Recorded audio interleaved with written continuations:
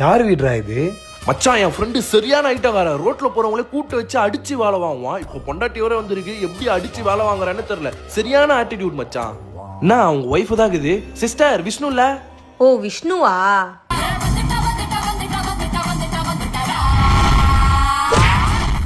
உன் ஃப்ரெண்ட்ஸ் வந்திருக்காங்க பாரு. தூசி இருக்கு, தொடச்சு விட்டியா? சரி சரி வாங்கடா உள்ள போ. ஐட்டங்காரன் என்ன, அவன் ஒய்ஃப் அவனை அச்சு நாட்டுது. அப்புறம் ஏரியால ஏதாச்சும் பிரச்சனையா? என்ன பார்க்க வந்துக்கிறீங்க? அதெல்லாம் இல்ல மச்சான், பசங்க எல்லாம் ட்ரிப்பு போறோம், அதான் நீ வரியான்னு கேட்கலான்னு. அதுக்கு நான் வரேன்ப்பா.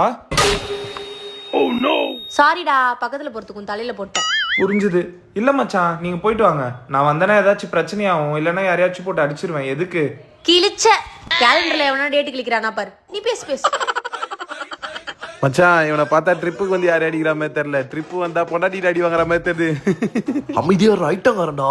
ஏய், ஃப்ரெண்ட்ஸ் வந்துக்கிறாங்க, காஃபி டீ போடாம அடி பண்ற.